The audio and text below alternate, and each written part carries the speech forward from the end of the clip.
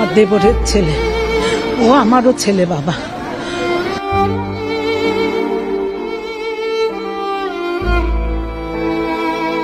তৌকির ইসলাম সাগর মাত্র 1 বছর হলো তার বিয়ে হয়েছে। নতুন বইয়ের হাসি তখনও হয়তো তার ঘরের প্রতি কোণায় ছড়িয়েছিল।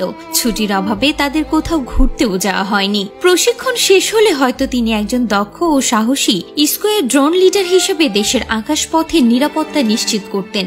কিন্তু নিয়তির পরিহাস, যে আকাশ তিনি রক্ষা করতেন সেই আকাশই তাকে কেড়ে নিল। হ্যাভি ওয়ার্ডস। উত্তরা মাইলস্টোন কলেজের আকাশে হঠাৎ কালো ধোঁয়ার বিস্ফোরণ। ক্লাসে বসে থাকা শত শত শিশু জানতো না মাত্র 12 মিনিটের এক ফ্লাইট কেড়ে নিতে চলেছে তাদের জীবন, স্বপ্ন আর হাসি। এই চরম খামখেয়ালিপনার নির্মম পরিণতি দেখে অবাক গোটা বিশ্ব।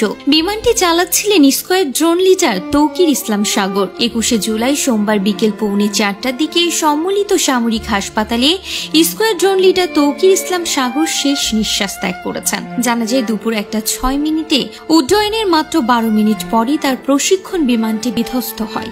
এটি ছিল বাংলাদেশের বিমান বাহিনীর একটি F-7 BGI মডেলের বিমান। দুর্ঘটনার ফলে ক্যাম্পাসে আগুন ধরে যায় এবং ব্যাপক ক্ষয়ক্ষতি হয়। প্রাথমিকভাবে ধারণা করা হচ্ছে দুর্ঘটনার সময় বিমানে স্কোয়াড্রন লিডার তৌকির ইসলাম সাগর একাই ছিলেন, তবে এই বিষয়ে চূড়ান্ত তথ্য এখনো নিশ্চিত নয়। বিমানটি মাইলস্টোন কলেজের হায়দ্রাবাদ হল ভবনের ছাদে, বিশেষ করে ক্যান্টিনের উপর আছড়ে পড়ে।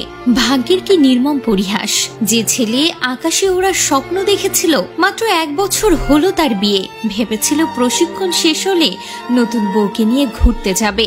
সে ঘোরা তো হলোও না, আকাশে ওড়ার ইচ্ছাও শেষ হয়ে গেল। যে আকাশ তিনি রক্ষা করতেন সে আকাশই যে তাকে কেড়ে নিল। এই দুর্ঘটনার শোক সামলাবে কি করে তার পরিবার?